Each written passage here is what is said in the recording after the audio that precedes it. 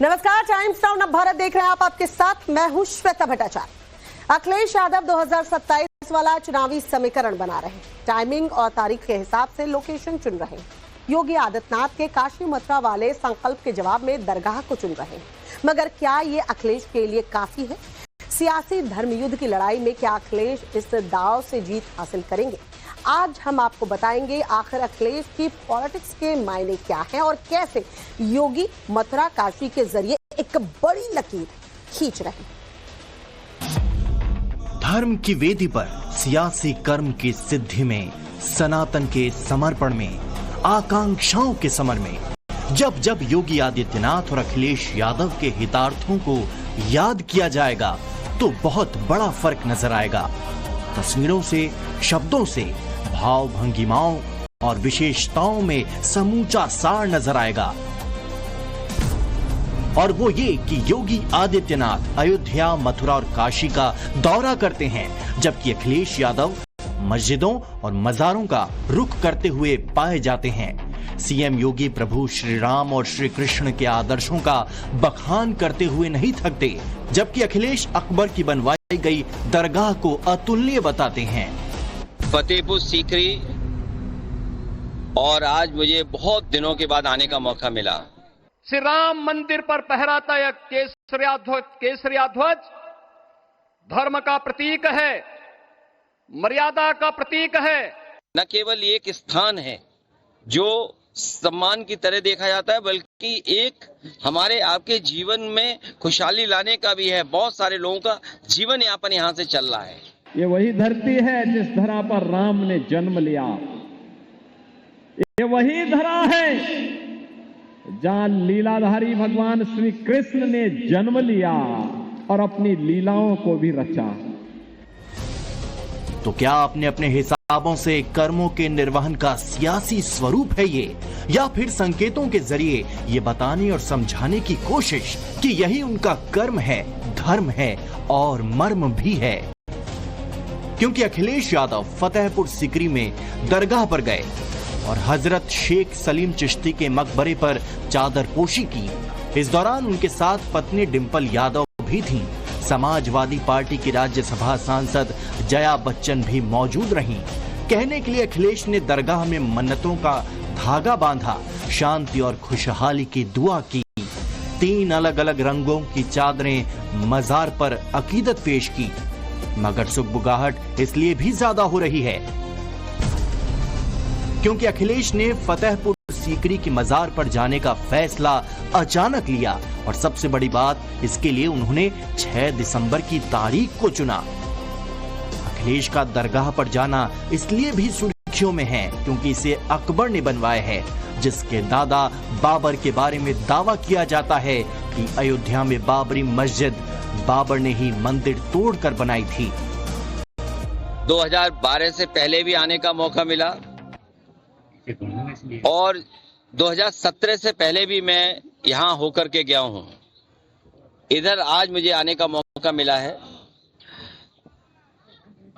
न केवल कोई मांग की है, बल्कि जो हमारी हिंदुस्तानियत है, जो मिली जुली संस्कृति, हम एक दूसरे का सम्मान, एक दूसरे का भरोसा, एक दूसरे के प्रति हम लोगों का लगाव इस समाज में, देश में और बढ़े, ऐसी ही हमें कामनाएं, ऐसी उम्मीद है यहाँ से।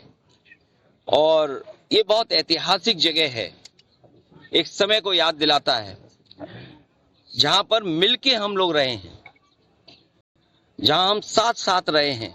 और यही सबसे बड़ी हमारे हिंदुस्तान की पहचान है कि हमारे अलग अलग जाति धर्म के लोग मिलकर के एक साथ रहते हैं। अखिलेश तस्वीरों के जरिए अपनी राजनीति को परिभाषित करते हैं। उनकी सियासत को डिकोड करने वाले इसके मायने बताते हैं। सवाल उठाने वाले तो ये तक कह रहे हैं कि अखिलेश के पास राम मंदिर जाने का टाइम नहीं, मगर मजार मस्जिदों के लिए फुर्सतों के दौर में जीते हैं। ऐसे पोस्ट सोशल मीडिया पर अनगिनत हैं। सबके अपने अपने तर्क हैं। अखिलेश को लेकर अपने अपने ख्याल, पुराने उदाहरण और तारीखें गिनाई जा रही हैं। अब इसे इत्तेफाक कहिए या कुछ और, जिस वक्त समाजवादी पार्टी के मुखिया दरगाह में चादर पोशी कर रहे थे, उसी टाइम पर योगी आदित्यनाथ मथुरा और काशी को याद कर रहे थे।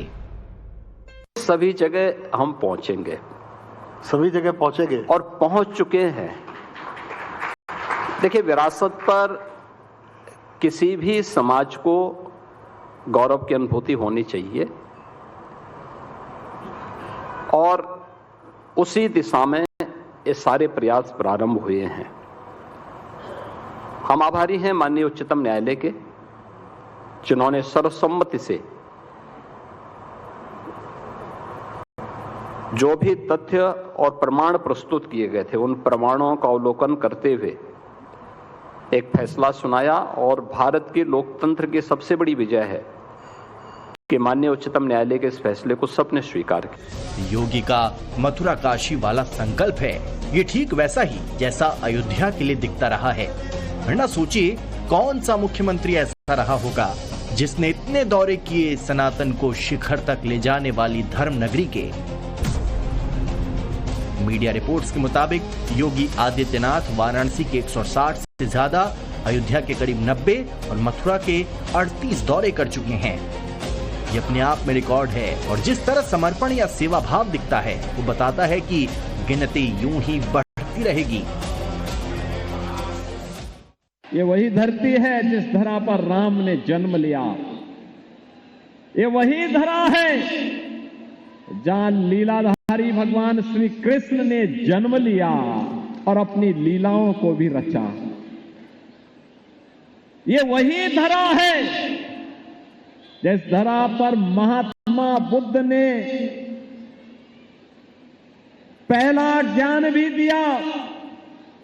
उत्तर प्रदेश की धरती महात्मा बुद्ध के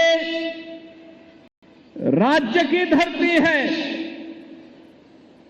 और महापरिनिर्वाण के साथ साथ भगवान बुद्ध ने सर्वाधिक चातुर्मास भी उत्तर प्रदेश की धरती में व्यतीत किए। ये वही धरती है जहां 24वें तीर्थंकर भगवान महावीर का महापरिनिर्वाण हुआ। योगी आदित्यनाथ सनातनी हैं, धर्म ध्वजा को थामकर आगे बढ़ते रहने में यकीन करते हैं। डंके की चोट पर सनातनी ऐलान करते हैं, तो क्या उनके इसी आह्वान को अखिलेश अपने हिसाब से विकल्प दे रहे हैं? याद कीजिए इन तस्वीरों को, जब संसद का सत्र चल रहा था तब अखिलेश यादव दिल्ली में संसद भवन के पास वाली मस्जिद गए थे। उनकी पार्टी के सांसद मुहिबुल्लाह नदवी जिस मस्जिद के इमाम हैं, वहां पत्नी डिंपल के साथ नजर आए थे अखिलेश। और जब 6 दिसंबर की तारीख आई तो उस वक्त भी मजार पर चादर पोशी की, जिसे एतबार से सौहार्द तक बताया।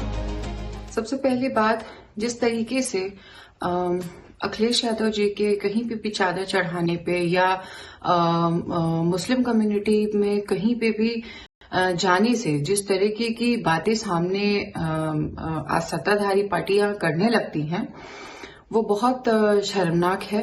मैं सवाल करती हूं कि क्या नरेंद्र मोदी जी अपने ऑफिस से चादर नहीं भेजते हैं, या वो खुद दरगाहों पे नहीं गए हैं, वो खुद कवालियों में शामिल नहीं होते हैं? तो अखिलेश एतबार से सौहार्द का रास्ता तय करने के लिए फतेहपुर सीकरी गए। योगी अगर मथुरा काशी जाने की बात करते हैं तो उससे चिढ़ क्यों? धर्म ध्वजा फहराने का जिक्र सीएम योगी के बयानों से होता है तो उसे पार्टी विशेष से क्यों जोड़ देते हैं? क्या ये चिढ़ है या फिर बेचैनी इस बात की कि कहीं 2027 की रेस में पिछड़ ना रहे हों, इसीलिए हेडलाइंस में रहने के लिए खास तरह के शब्दों को चुनते हैं? ऐसे में तो आप लोगों को खुद अपनी नागरिकता साबित करनी पड़ेगी। इटावा का इलाका चंबल का इलाका है, यमुना बहती है चंबल, और यहीं से चंबल यमुना मिलकर के आगे जाती है और वो गंगा में मिल जाती है। इस बार उल्टी गंगा बहने जा रही है। जो लोग ये सोचते हैं कि एसआईआर के बहाने वोट कटवा लेंगे, वोट बनवाने में इनको परेशान कर देंगे, वोटर बहुत जागरूक है। जैसे 24 में हिसाब किताब किया है, 27 में इससे बेहतर हिसाब किताब होगा। अखिलेश इस बार उल्टी गंगा बहाने का दावा करते हैं। 2027 में बीजेपी को हटाकर चुनाव जीतने का दम भरते हैं। अगर अखिलेश का ये विश्वास है तो ठीक है, मगर सवाल फिर वही, योगी के आत्मविश्वास पर मीन मेख निकालना कितना जायज, खासकर तब जब योगी ज्ञानवापी को साक्ष्यों के आधार पर मंदिर कहते हैं। अगर हम उसको मस्जिद कहेंगे तो फिर विवाद होगा। हमें ज्ञानवापी बोल देना चाहिए। अगर वहां साक्ष्य हैं, भौतिक साक्ष्य हैं, शास्त्रीय प्रमाण होंगे, अन्य पुरातात्विक प्रमाण भी होंगे, तो स्वाभाविक रूप से इस पे निर्णय होना चाहिए। यूपी में 2027 की चुनावी लड़ाई का अपना अपना आधार होगा। अखिलेश के लिए पीडीए और योगी आदित्यनाथ के लिए हिंदुत्व, और उसमें भी राम मंदिर के बाद जोर मथुरा और काशी पर है। श्री राम मंदिर पर फहराता यह केसरिया ध्वज धर्म का प्रतीक है, मर्यादा का प्रतीक है, सत्य, न्याय और राष्ट्र धर्म का भी प्रतीक है। यह विकसित भारत की संकल्पना का प्रतीक भी है, क्योंकि संकल्प का कोई विकल्प नहीं। और पिछले 11 वर्ष में बदलते हुए भारत को हम सब ने अपनी आंखों से देखा है। एक नया भारत का दर्शन हम कर रहे हैं। अयोध्या में भव्य राम मंदिर बन गया है, धर्म ध्वजा फहरा रही है। काशी में ज्ञानवापी और मथुरा के श्री कृष्ण जन्मभूमि का मामला कोर्ट में चल रहा है। फैसला क्या होगा ये भविष्य के गर्त में छिपा है, मगर योगी कह चुके हैं कि चाहें तो बातचीत से विवाद सुलझ सकता है, और इसी पहल को कई बार सीएम ने आगे भी बढ़ाया है, जिसे संत समाज बेहतर मानता है। बिल्कुल इशारा है, परंतु ये मान चलिए अयोध्या भी हमने अपने जो नियम कानून है संविधान के तहत है, कोड के तहत लिया है, और हम लोग प्रयास कर रहे हैं कि मथुरा और काशी भी में उसी प्रकार से मिले। परंतु ये निश्चित है, आज बाबर के नाम पर बवाल करने वाले, बाबर के नाम पर मस्जिद की नींव रखने वाले, ये समझ लें बाबर यहाँ का नहीं था। बाबर आक्रांता था, आतंकी था, भारत में आया, और आतंकी के जो समर्थक है उन्हें आतंकी के नाते, देशद्रोही के नाते ही ट्रीट किया जाएगा। हमारा जो सनातनी हिंदू है वो चाहता है जिस प्रकार मथुरा में भगवान कृष्ण का जो मंदिर पर जो अवैध कब्जा हुआ है, वह अवैध कब्जा कलम की ताकत से न्यायालय सहयोग से जल्द हटना चाहिए। सभी सनातन चाहते हैं जब राम का दरबार सज चुका है तो कृष्ण का दरबार भी सजना चाहिए। देखो योगी जी हमारे कोई इशारेबाजी का काम नहीं करते, वो जो बोलते हैं वो करके दिखाते हैं, और वो किसी से डरने वाले भी व्यक्ति नहीं है।